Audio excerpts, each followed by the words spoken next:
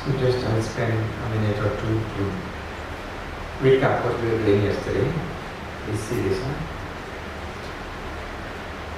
the human problem, the human situation in which we have all found ourselves is caused by Mula Avidya, ignorance.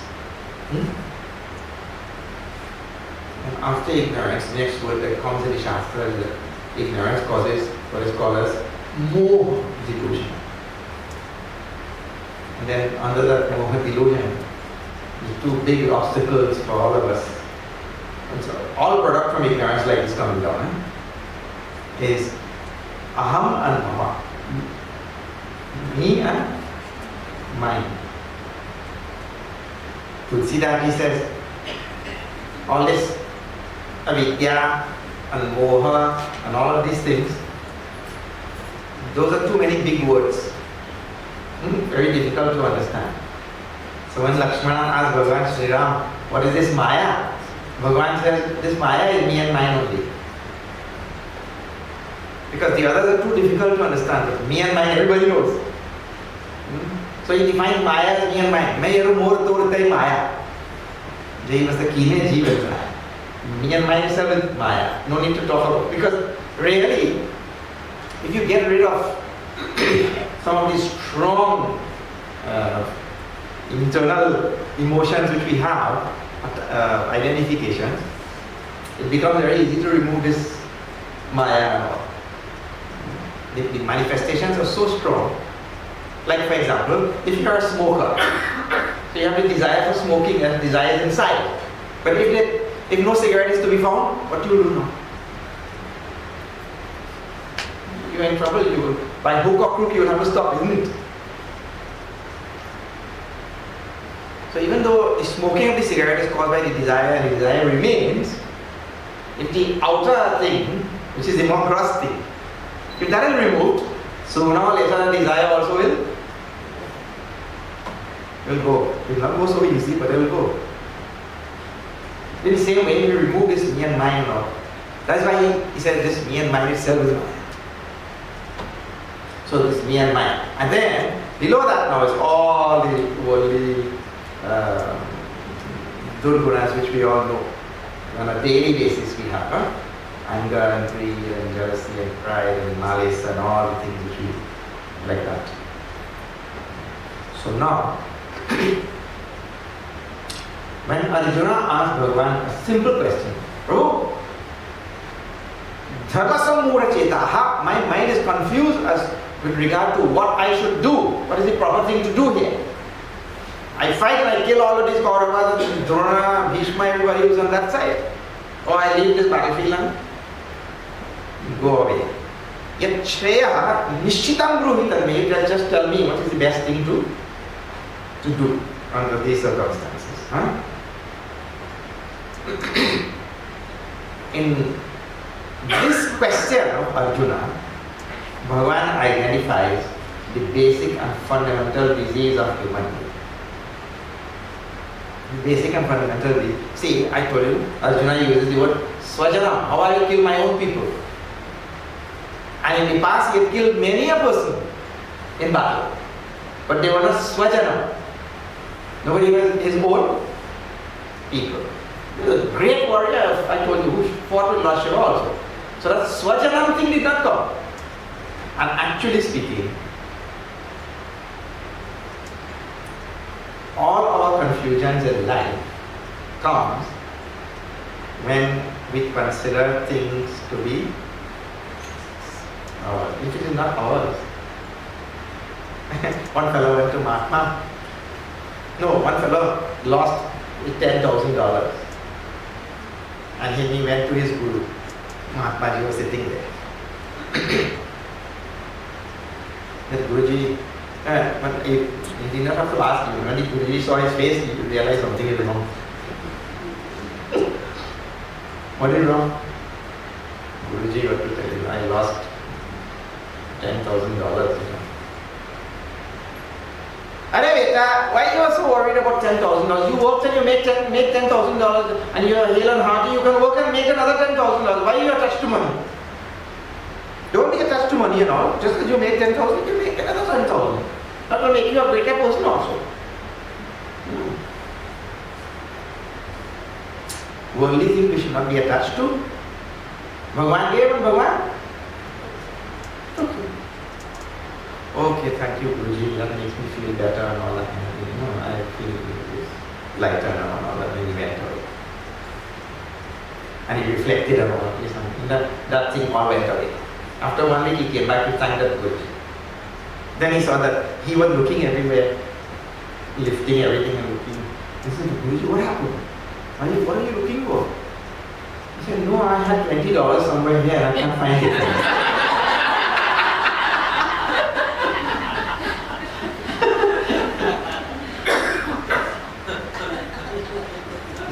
I lost $10,000 and you told me all this big lecture about, materials, things don't be attached, these are all sorts of things. Now $20, you're looking like that, so much for $20. He said, look here, that was your $10,000. This is my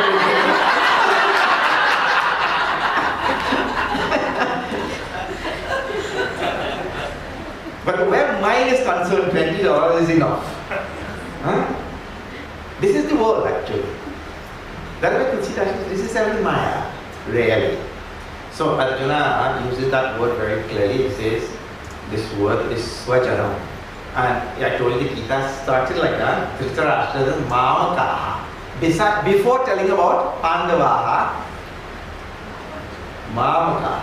Gita starts like this. And Bhagavan sees behind Arjuna's question, Karpanya dosho pahatasvabha. Why he lost his strength? Why he became depleted in personality at there? Because now he's faced with killing my people. So now Bhagavan has to try to replace this minus with something else. Now this is where we have to see today also. That we work and we do whatever we are doing in this world, all of us, all based on this minus only. We are driven by minus. I'm doing it for me, my family, my whatever. So that my at the bottom of all of that. So what is Bhagavan's response to that? My dear, do it. No, you're going to be doing the same thing. You're not doing any other work. But do it not on the basis of minus, but do it on the basis of duty. I have a duty to do this thing. Bhagavan has placed me in circumstances and situations and all of that, and he has given me a duty. So this minus has to be replaced by duty. Think about the welfare and benefit of the Loka sangrahame vapi sampashyan kartu manasi. It tells. See the benefit of the world and do it on that basis. And this is the switch or the change that every jiva has to make in the first stages of his life. This change from minus to duty. That become, you say, I'm doing it for me, my people, my aggrandizement, my moving up in the world, all of that. This is what we are taught in the world. When you go to school, in the secular education and all, this is what we are taught only. But secular education and spiritual education, they are two different. They are two different things. And look here. We know the secular education has not made the world any better. Has it? You tell which department of the world or which sector of the society has become better. We say, no.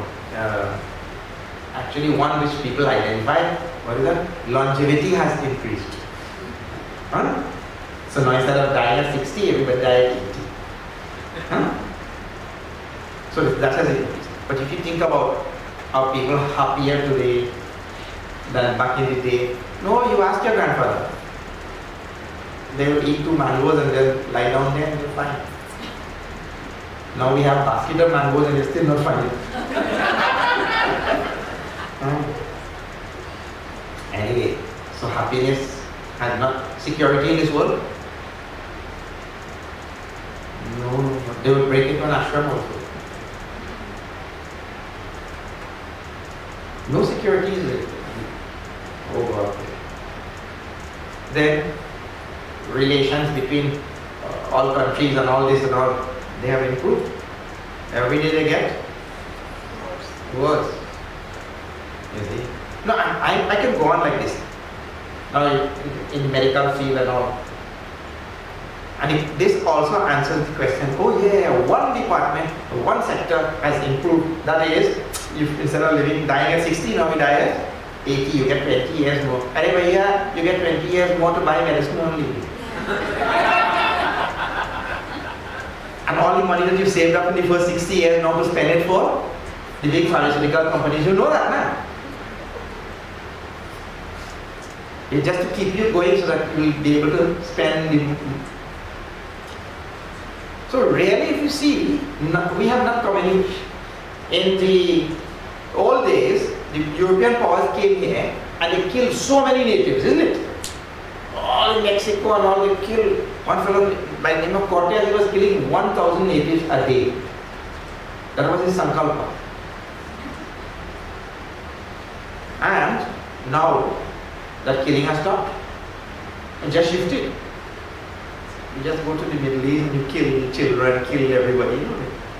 So killing has not stopped. Just some years ago, Tutsis and Hutus or what you call it, how they were killing each other, but ethnic cleansing. What has changed? So all the secular life and secular education and secular values and all the politics and international relations and all the degrees and all, it has really not changed anything. Human beings are just where they were.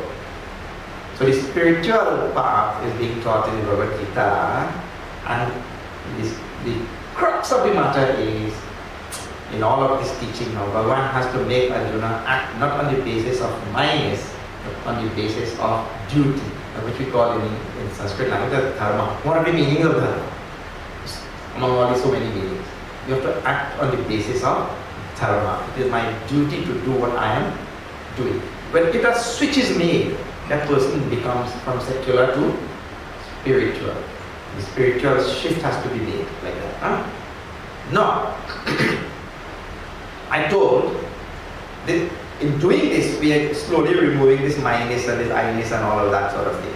What we are actually doing then, through this Bhagavad Gita, is we are removing one layer of impurity. They are called all impurities. Ajnana, avidya, delusion, and me and mine, mama, aham, then kam, krodh, lobh, matsara, ityadi, all these things on the bottom, right? Desire, anger, and all of that. So they have to be removed. We have to purify the mind. So you would have heard of this so many times. Chitta, Shuddhi, all these things are in the mind only. Ignorance is not somewhere in cloud.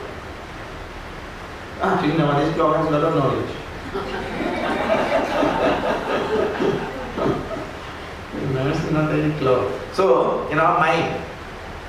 So now, I told, sometimes it is very difficult to remove the higher level impurities.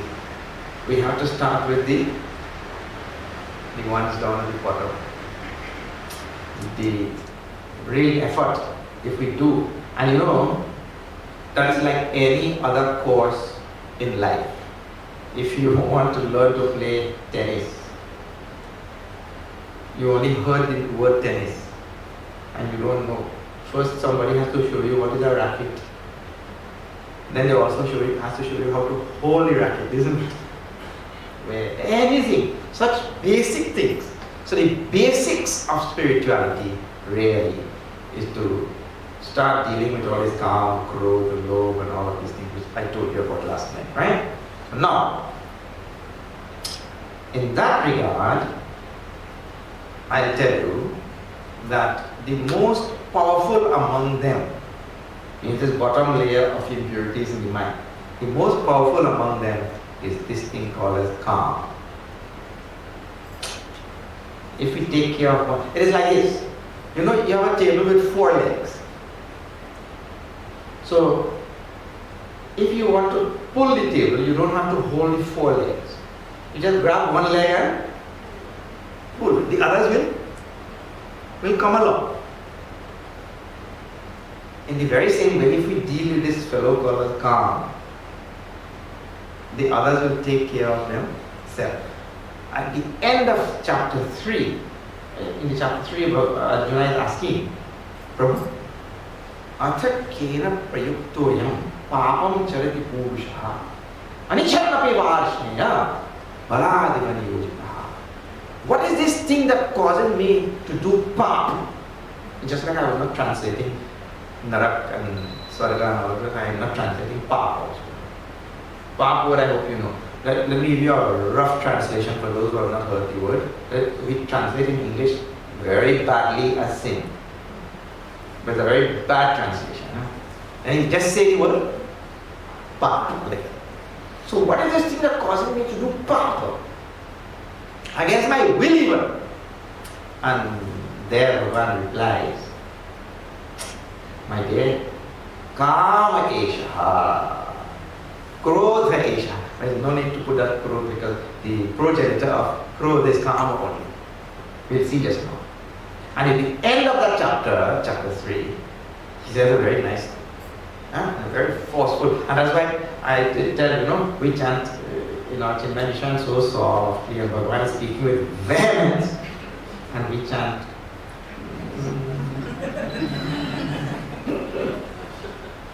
Bhagavan, Jai Shatrum Ma Baho Kamu Rasanam.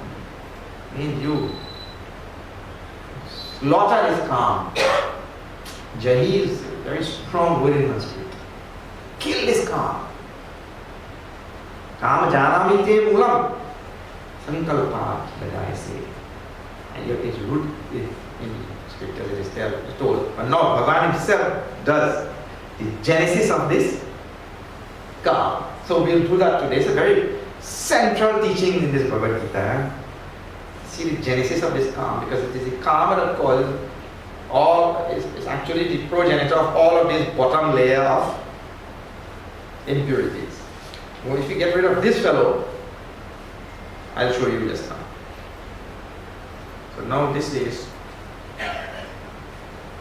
famous couplet from the second chapter, 62 and 63.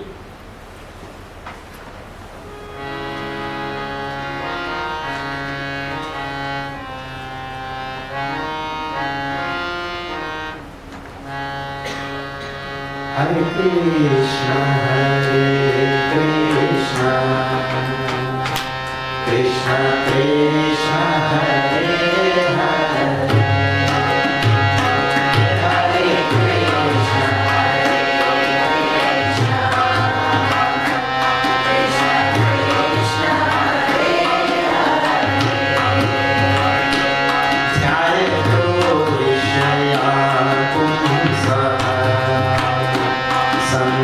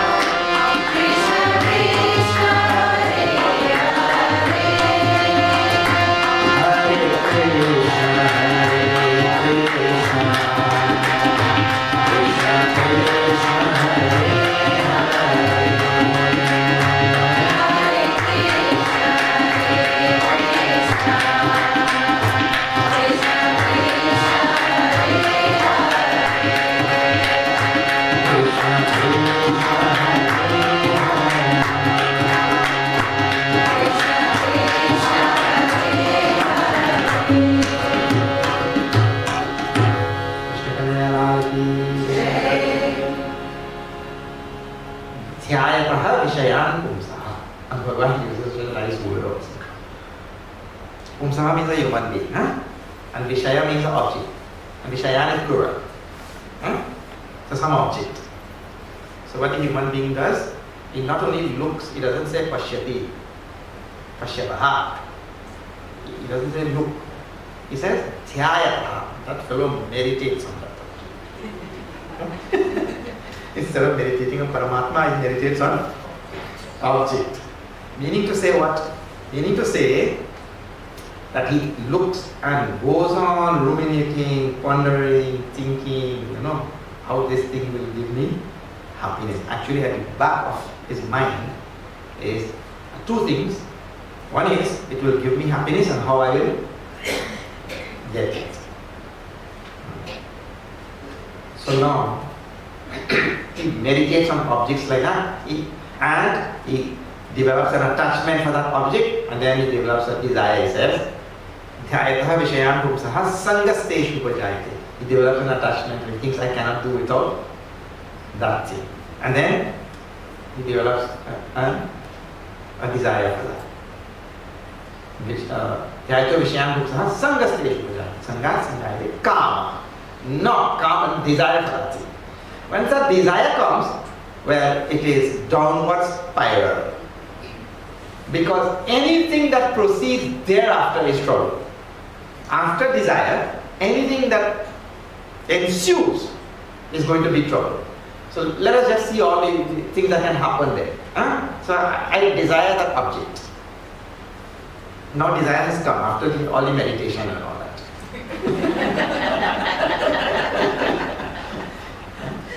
So I want that object. So now, first thing is, that object that desire can be fulfilled. I can get it. Right? So if that desire is fulfilled, that desire which is inside of me is actually a manifestation of energy. Strong energy also. So I want it, if I don't get it, I will die, or something will happen. So strong. In this desire also there are different types. The one is the weakest type we call asha. I hope I get it. And then asha, after the asha, call it ichha. It's I want it. Then after that ichha, I call it kam. I desire that thing. And after that kam, last one call it trishna. Trishna means if I don't get that thing.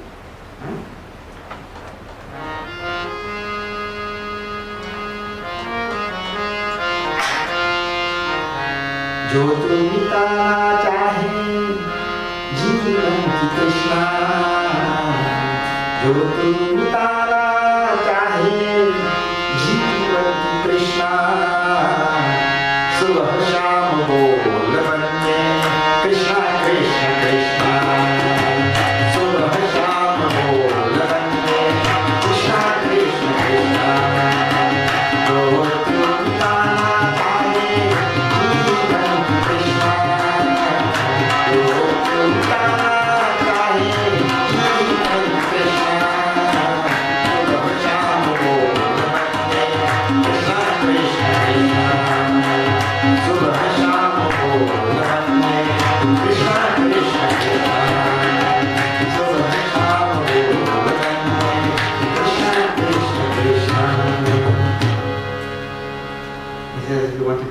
Krishna. Morning, noon and night we go on chanting Krishna. Anyway, these are these different types of desires, and they come in different strengths. And so what is the difference between these, all of them now? So asha means I hope I get it. No, I wish I get it. Ichha means I do some, I initiate some action to get it. But that other one I was just hoping. I did not do anything. I initiate some action. But if I don't get it, in other words, I'm going half-heartedly. I may get it, I may not get it. But then the next one is calm. Means if I don't get it, somebody will. Somebody will have to pay you like that, This thing is called a strong, so strong. And then that last one, Trishna, If I don't get it, I myself will go. Huh?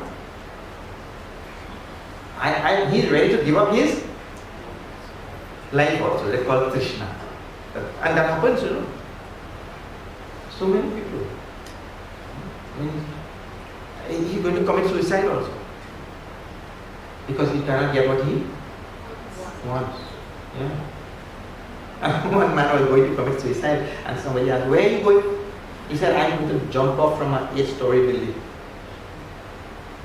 That man said, no, what down? We only have 4-story building. He said, don't worry, I'll jump twice. Yes, so anyway, so that Krishna is so strong that person can do anything.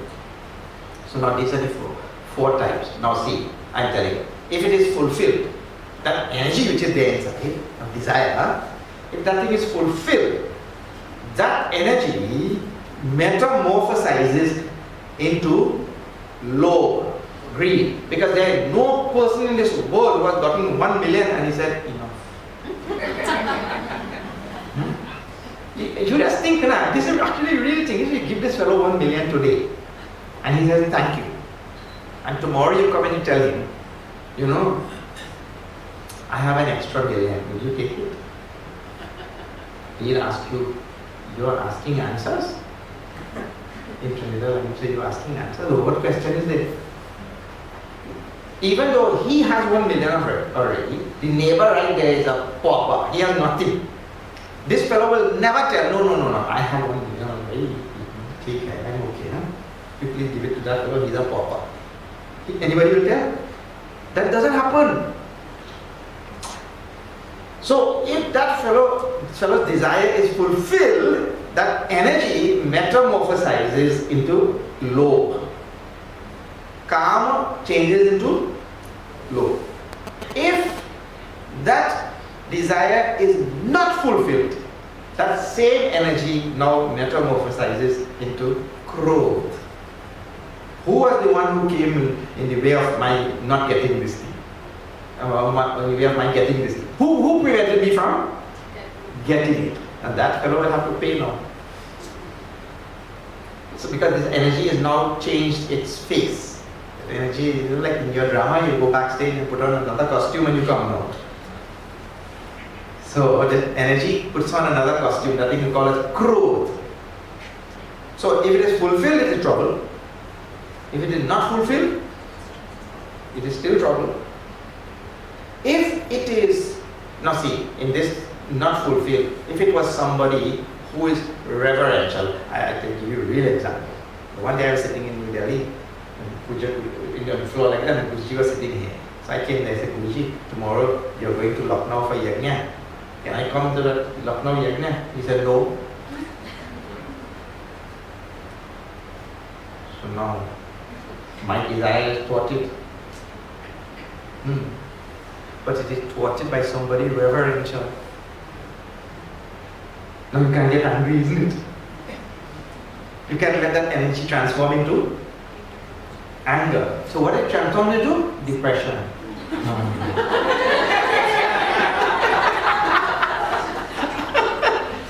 Now my whole life is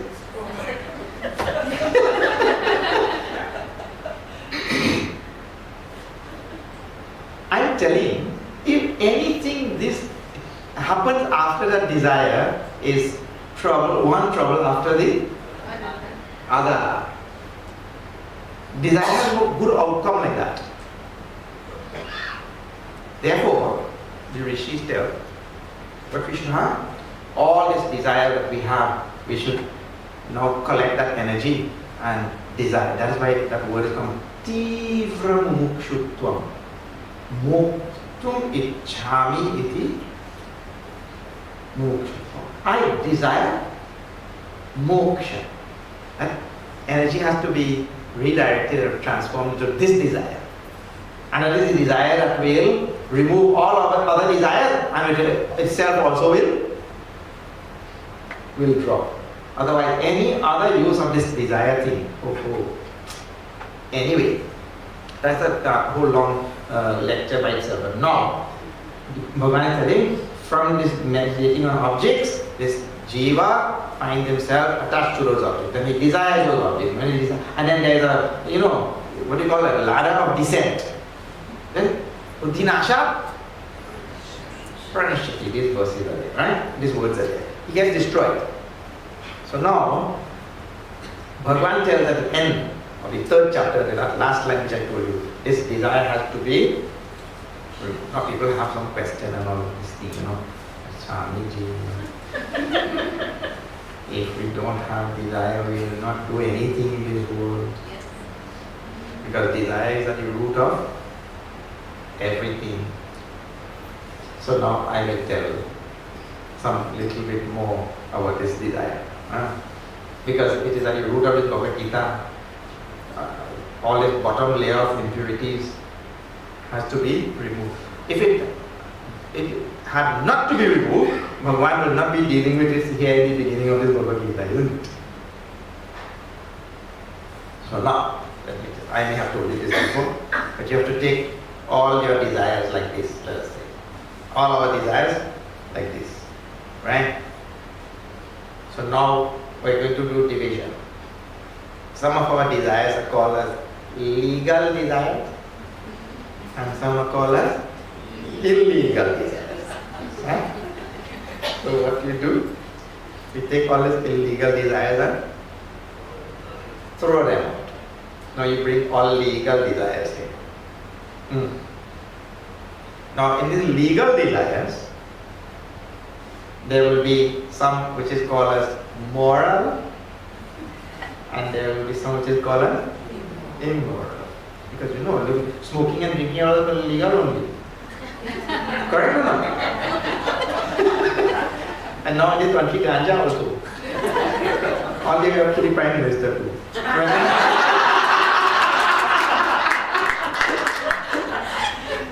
So it will be called as legal, but it is not moral. It is immoral. And then you can make those divisions like that, and you find out all of them. The thing will be totally legal but totally immoral. So now all immoral things we throw them out. So now what we have here is all moral desires. Right? So in moral also, in Ramayana and in various places in scriptures, that thing has to be Gita also. This thing has to now be judged. It is moral, but means it is not immoral. But is it hita or anahita? Is this thing beneficial at all? Or not beneficial? Like the classic example I can tell is, I was going satsang one day, just like how I came here this afternoon. It was in summer time, so it was a long day. So that fellow took that fishing hook and then he sat in his lawn chair there and he waited. We went to satsang, chanted the name of Bhagavan, read Rama and Gita, everything, came back and this fellow still. Now nobody says it is anything immoral or illegal or any such thing, but is it Gita or what? And of any benefit? So we have to see what is left now as moral, whether the thing has any benefit for me, for society. Because benefit, when we talk about Hita in Shastra, it should have benefit for me as well as benefit for others and all. So we have to think like that. So is it Hita or Anahita means without benefit. Now we say, we bring this last little group here. It is legal, moral, it is also Hita, beneficial for me and for others. And the beneficial now has to be lastly analyzed. Is it going to bring material benefit or is it going to bring spiritual benefit? That Hita also has to now be analyzed. And if that thing falls in the last category, is going to bring spiritual benefit, that type of desire should be kept. Otherwise, the others will only take me further and further away and bring more. The impurities multiply, and one leads to the other. So this type of thing. So we are not saying, no, you remove all desires altogether. We are saying, you keep the right desire. That is all. We can't remove desire altogether. Alright. So now, Bhagavan tells that at the end of the third chapter, this desire has to be removed. He means this type of desire you're talking about just now. Is it impossible to remove all desires? Even mukshutva is a desire. Please remember that. Desire for mukti is also a desire. Right. So we keep that. This is spiritual desire. Now, if we are able to take care of this desire at this level, I just showed you the connection between kama and krodh, kama and lobh and all of that, you see. So we take care of this desire itself, this layer of impurities will go away. Now, it is, people say, and the question we have all the time, it is easier said than done. That word we know, that phrase we know. Therefore, in the next chapter, Bhagavan goes on to teach what is called as karma yoga. Because the purpose of karma yoga is chapter 3. The purpose of karma yoga is chitta shuddhi, purity of mind. And these impurities we are talking about. Same at the bottom level here. Chitta shuddhi. Remove the impurities of mind. In other words, I have to now study what is karma yoga and put karma yoga principles into practice, and so slowly I will be able to remove all this whole layer of impurities, the progenitor included, which is kama, of all of them. So in karma yoga, in the third chapter, the principles are laid down. So what are the principles? I'll tell you now some of them. See, he gives one of the most famous verses in the second chapter itself. It was made famous by so many great singers, including late Lata Mangeshkar. She used to sing this verse. Shri Krishna Sharanam Mama, Shri Krishna Sharanam Mama.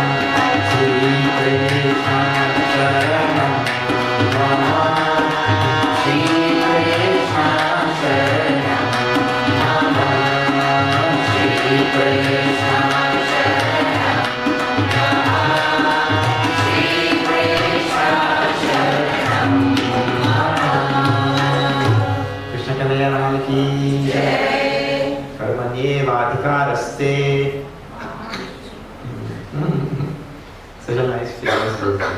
Karmani eva adhikarah te. Means we have the right to do the action. We have been blessed with freedom to do action. But I really, ma phaleshu kadachana. It means I really cannot dictate outcome. I mean, We learn that the hard way actually. We cannot dictate the outcome because we can do the action but we don't know what will turn out. Isn't it? We want something to turn out. We have a desire for something to turn out. So Bhagavan is saying, look here, and you all know, we have seen in so many other scriptures and all that kind of thing. Bhagavan Sri Ramana Maharishi has written, Karturajnaya prapyate phalam karma kim param karma tajjam kartuhu ajnaya prapyate phalam. The result really is in the hand of Ishvara. Karta is Ishvara. So, the prerogative to do the action is in my hands. But the result is in Ishvara's hand. If we understand this thing initially, a lot of headache will go away. Because what happened is, we in the beginning itself, we already set our mind on the result. And we also develop a strong insistence on that result.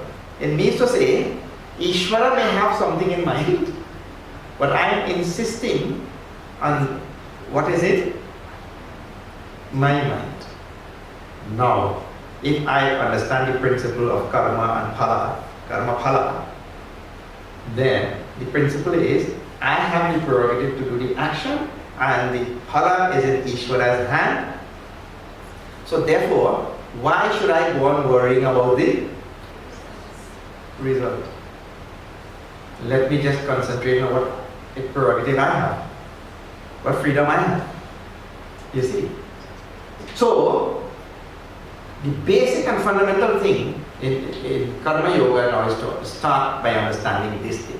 I have freedom to do the action and let Ishvara take care of the result. Now the other way to say that this verse actually encapsulates all of Karma Yoga. The other way to say that is, you see, I have a prerogative to do the action, therefore I should not be attached to the result. Because it is not in my hand in any case. So that is called as karma phala tyag. Karma phala tyag does not mean that when the result comes, I give it up. When you go and you work all week and when you get salary, you give it to the neighbor.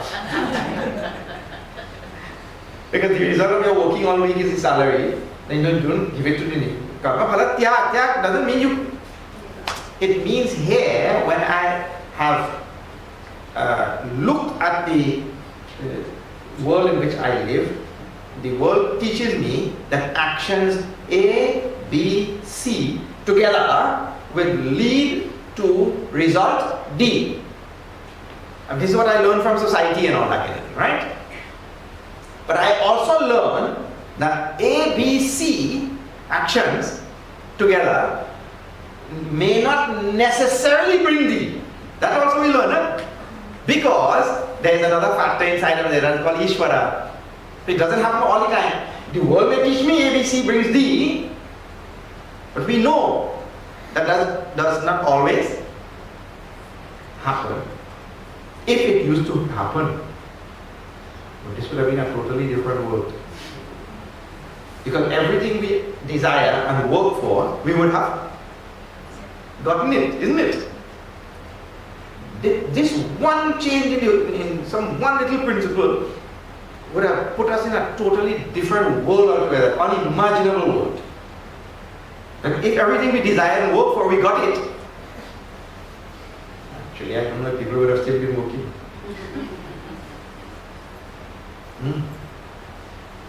One fellow was going with some little children, walking like that. One Mahatma was standing on the side of the road. So he asked them, hey, where are you going with those little children? He said, I'm taking them to the house of the Lord. For what reason? I'm going to make them pray. Why do you want them to pray? Why don't you just pray in the school? He said, no. We have a famine. We have a famine in our village. And I'm taking these little children to pray to the Lord because they are innocent children, you know. The Lord listens to innocent hearts. I'm taking them to let them pray to the Lord, and Lord will fix that family. That Mahatma said, if the Lord used to listen to innocent hearts, all you teachers would have been dead already.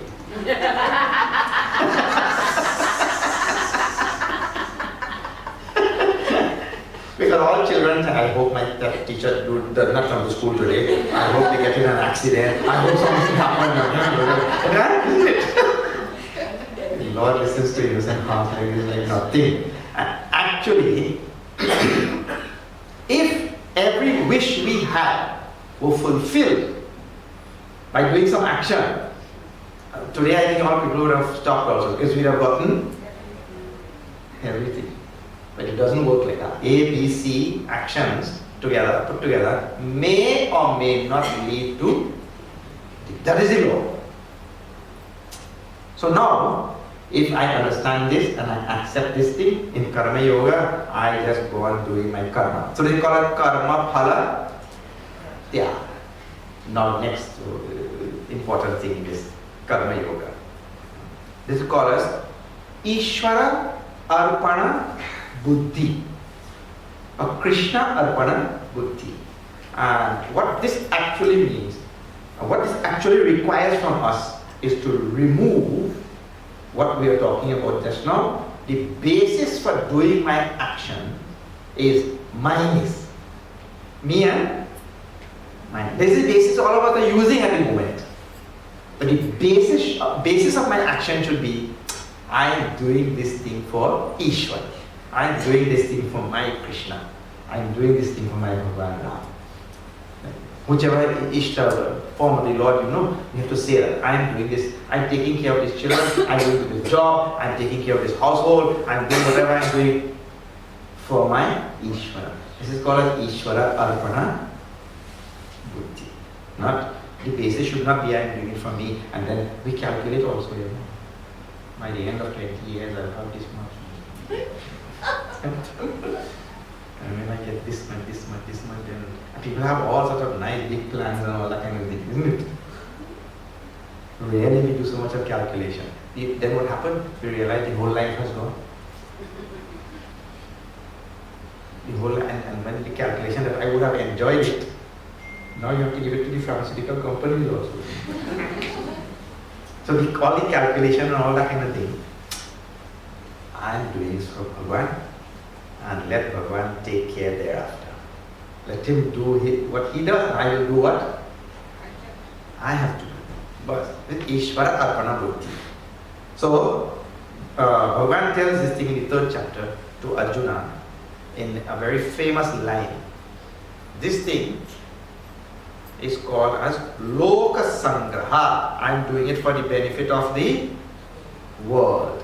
Is Loka Sangraha me vapi sampashyan kartumarasi. Means, my dear, you look towards the benefit, because people ask the question, okay, where is this Ishvara?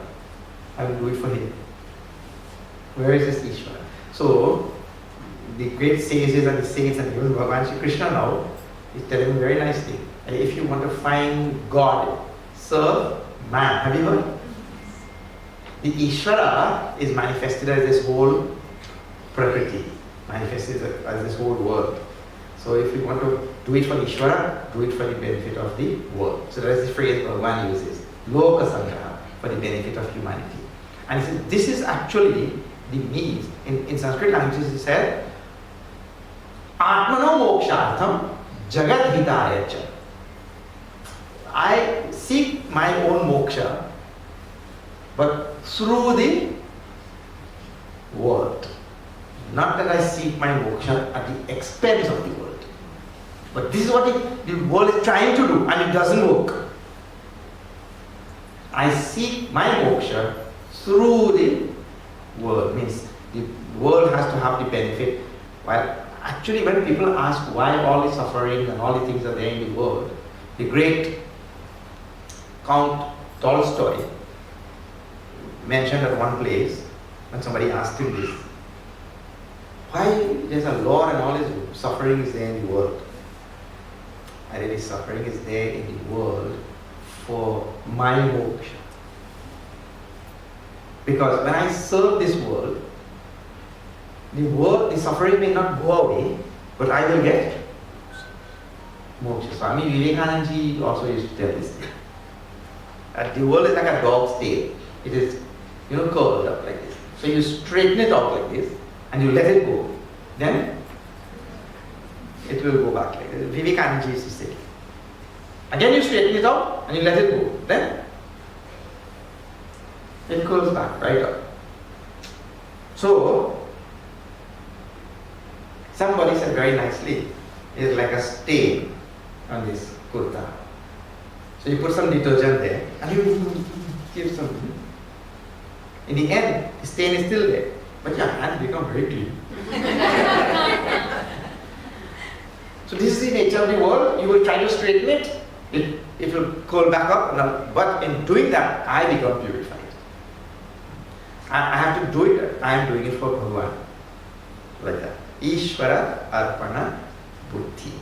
So these are the basic principles of this thing called as Karma Yoga in this Bhagavad Gita.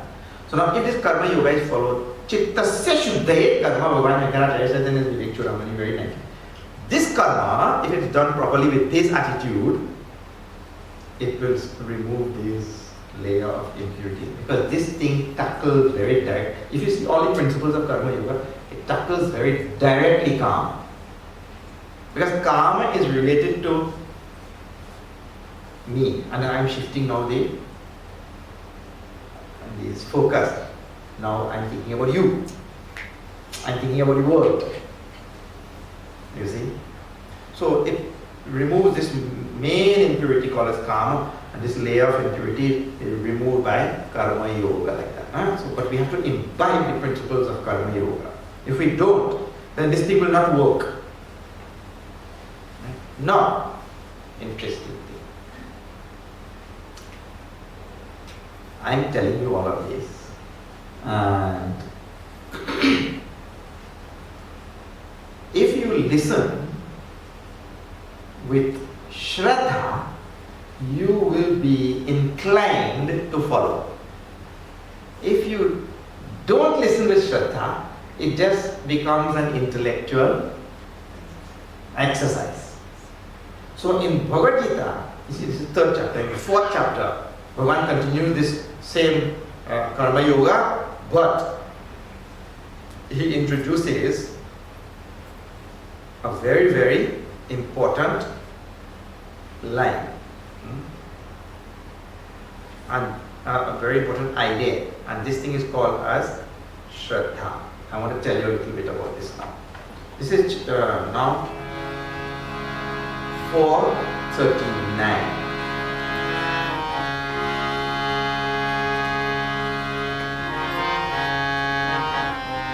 Shraddha labhate jnanam tapara samyate driyam Hare Krishna Krishna Krishna Hare Hare Jnanam labdhva param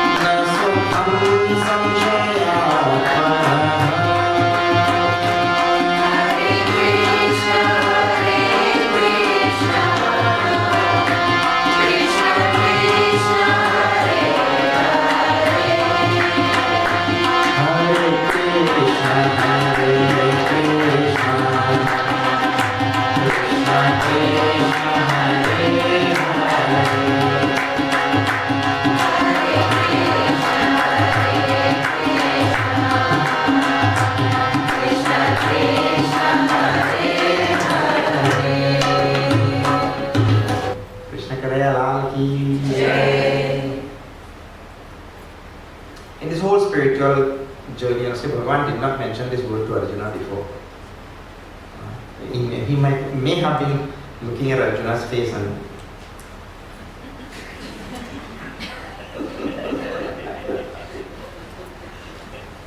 so he brings in a very, very important concept in spiritual field that is called as Shraddha. And its opposite is in the next verse, that is called as Samshaya. Samshaya means doubt. He want who doubts everything, doubting Thomas. And he one who has Shraddha. It's a very, very important topic. I'll tell you. See, he says, Shraddhavan lavate jnanam. So he's introducing the word jnanam also, knowledge. Remember now, we have the bottom layer of impurities, me and mine, moha, and then ajnana, the top. So, in order for me to get the knowledge that will eventually remove that ajnana, the knowledge that will remove that ignorance, I have to have Shraddha from here itself. And that thing has to develop as I move along. Then only I will get that knowledge. So Shraddha, we say, Shastrasya Guruvakyasya Satya Buddhi Avadhana. Means I have to have great faith in what the Shastras are telling and what the Guru is telling and all of that. What the tradition is telling me and all that. I must have that Shraddha, faith. And Gurudev used to say very nicely, I tell you what this faith is. Faith is the belief in what I do not know so that I may come to know what I believe in. If you really analyze that statement of Puja Gurudev, you realize that it begins with an element of blindness. I have to believe. But the second part of it is, first I believe, first part. Second part is, I do the required requisite inquiry so that I may come to understand the thing which I have blindly believed. I must do that requisite inquiry. But it does really start with, and look here, you don't think this thing is far-fetched, or don't think that this thing is irrational or any such thing. We are very much used to this. We believe blindly like anything. Everybody. See, you blindly believe or have faith in the engineer who built this roof. You never question, correct or not? Nobody question. You believe that you have faith in that fellow, that he did a proper roofing. And see this, all these things that are put here, that he bolted it properly and all, it will not fall on my blind faith like anything. You never even saw this man. I'm telling this thing.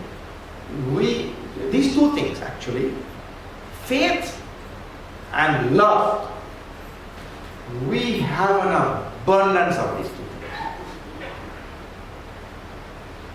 Only thing is, we have wrongly invested both of them.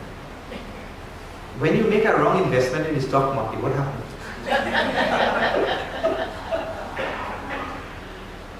So we have invested our faith in money, in medicine, in the government, in politics. We've invested our faith in all sorts of things everywhere. And what is the return? No return. In the same way, we have a tremendous amount of love. We love this thing, and that thing, and the other thing. The same things that we have faith in, we love those things. But our love really should be invested in Bhagavan only. The return will be enormous. But we invest our love here, invest our love there, invest there, and the return in this case is hurt, pain, misery, disappointment, all the other things, isn't it? There is disaffection, disillusionment, so many things, because we invest our love in all such things in this world. So, these two things we have. Now, our faith, Bhagavan is saying to Arjuna, my dear, have faith. You have to have Shraddha. Later on in the 18th chapter is a very nice line there for Shraddha, you know. Yoya Shraddhasa Evasa. As is your faith, so are you. Your faith defines you. And if I have faith in worldly things, I am a worldly. And if I have faith in spiritual things, I am a spiritual person. It defines me, it makes up the fabric of my being, my faith. So, he's telling, and he says, the one who has this faith, now the next step, Shraddhavan Lavate Jnana. He will get this jnana. Now what is jnana? Jnana Labdha. When he gets this jnana, that ignorance is removed. And what is that? Param Shanti Machirena. He reaches Mukti. He reaches the supreme state of Shanti. I told you on the first day, yesterday, Shanti, Sukham, and Anandam. They are one and same. So Param Shanti, he reaches that state. And one who doesn't have any one of these, he doesn't have the faith, and so he doesn't get that jnana, and so he remains with ajnana, but ajnascha, ashraddhanascha, samshayatma, vinashyati, he perishes. Not in this world. Na ayam lokaha, na asti paraha. Not in this world, not in the next world will he know what is sukha, what is any joy or happiness or any such thing. Samshayatma, the one who has no faith. That is the idea. And now I tell you some story from Ramcharitmanas which demonstrate this. Maybe it's a little bit too late for your play.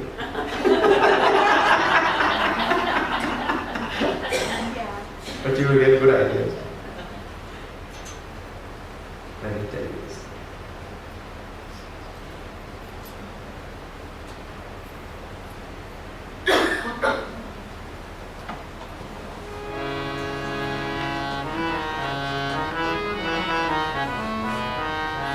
Shri Ram Jai Ram Jai Jai Ram Shri Ram Jai Ram Jai Jai Ram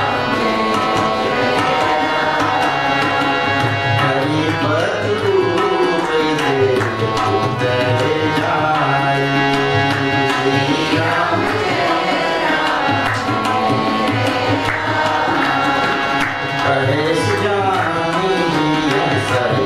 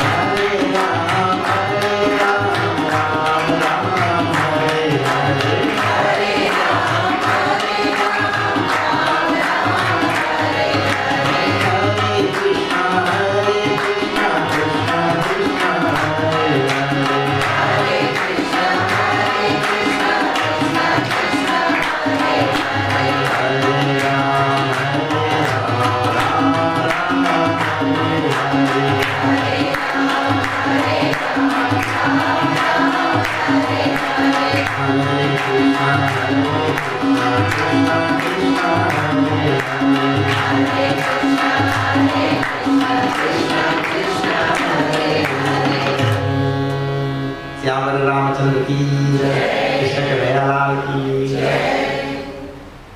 भगवान Ram tells to Bhagavan. Sugriv tells to Hanumanji, my dear, you take some brahmachari form And you go down this hill here and see who those two people who are coming, Rama, Lakshmana, they were coming. See who they are. Now I want you to see this very peculiar situation of Jiva. Sugriv is seeing Bhagavan Ram, the Lord of the universe itself, isn't it? But he doesn't know. This is peculiar state of ignorance. Ignorance is such, when you see the Lord of the universe and I don't know. And see, actually, this is the state all of us are in. Everywhere in the Shastras it is telling Vasudeva Sarvamiti. All this is Isha Vasyamidam Sarvam. See, Ram may sab jagat jani. The Shastras tell like that. This is all Ram only. What else it is?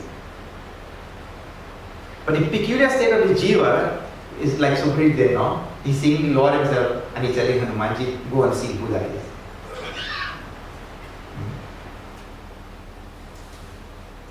So now, Sugriv has ignorance. He doesn't know who it is. But Sugriv reposes his faith in somebody who in this case has seen Bhagavan, Hanuman has seen Bhagavan in the past, and also who can clearly ascertain that this is Bhagavan or not. So Sugriv himself doesn't know, but he reposes faith in somebody who knows. Actually, this is one of the fundamental reasons why Bhagavan accepted Sugriv and not Bali also. Because Sugriv has faith in somebody who knows. His life was nothing without Hanumanji. He reposed all faith in Hanumanji. In this same Ramcharitmanas, there is another story, which again you may have heard. Bhagavan Shiva goes to Agastya Muni, Treta Ajugumahi, Kumbhaja Rishi, Pahi, means in this Balkand only. He goes to Agastya Muni and Tulsidasi writes, Sangha Sati Jagat Janani Bhavani. Sati ji also follows to go to Agastya Muni to listen what? Ram Katha. This Ramcharitmanas is wonderful. This Ram Katha is Rachi Mahesa Rajamanasa Rakha. This is Ram Katha is composed by Bhagavan Shiva himself, Ramcharitmanas. And so from him it came. And then it came to all the rishis and came to Kambushuni and like that, everybody got and all that. And now, that same Bhagavan Shiva who composed Ramcharitmanas and gave it to everybody, now he's coming to listen to it from this Agastya Muni. They love Ramcharitmanas so much that he likes to hear that. Ramcharitmanas starts like this in Prayag also. Anyway, so Bhagavan Shiva comes to listen and then in ecstasy he listens to his Ramcharitmanas, Ram Katha from Agastya Muni, and Sati also listens, and then they go back. And while they are going back, Bhagavan Shiva thinks, oh, Bhagavan Ram at this time in history, Bhagavan Ram is now in the forest. So I should go and get his darshan. So then, as he's going, another thought, Sati is following. As he's going, another thought comes in his mind. Oh, if I go there and bow before this Bhagavan Ram, the whole world will find out that he is Paramatma. So, and he is supposed to come here and play the role of a human being, because Ravan can only be killed by a human being. I should not divulge that he is Paramatma. Bhagavan also doesn't tell that he is Paramatma. He comes as a man. So anyway, from distance, he stops, looks at Bhagavan Ram, and he prostrates, and his body is, trembling with emotion for Bhagavan Ram, and his hair stands on end, and he is in a state of trance as to. And this Sati wondering, what is this? Some man who lost his wife in the forest and he's crying, looking for his wife, and he's gone Pagal. And he's asking the bees, have you seen my Sita? The creepers, have you seen my Sita? He's asking the birds, have you seen my Sita? He's this crazy man, and this, my Parameshwar, He bowing down at this man, and he's got in a trance like, what is wrong with him? So, Bhagavan tells to Sati, my dear, this is not any ordinary man. This is the Lord of the universe himself, Paramatma, Brahman, Brahma Anamaya, Jaga Bhagavanta, the Lord of the universe, Brahman. Sati said, what Brahman? In any case, which wife believe the husband?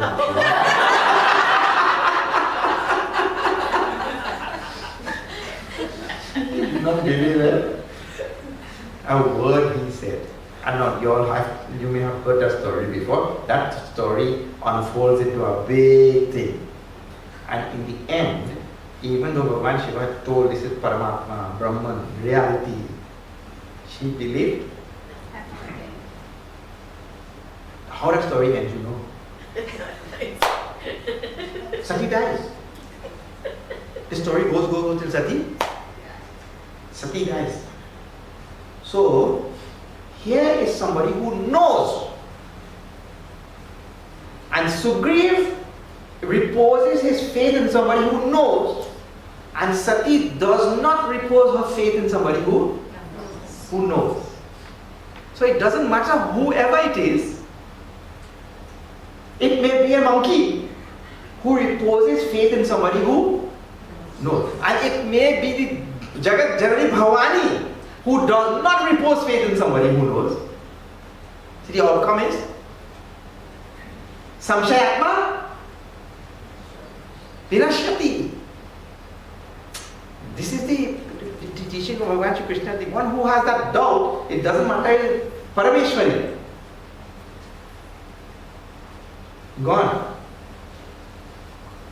So, this requirement, if it is not there in this sadhak, and this is why I think coming in this fourth chapter, he said, before Bhagavan tells all the other things, coming in the beginning portion, this quality, if it is not there in the sadhak, that sadhak will perish.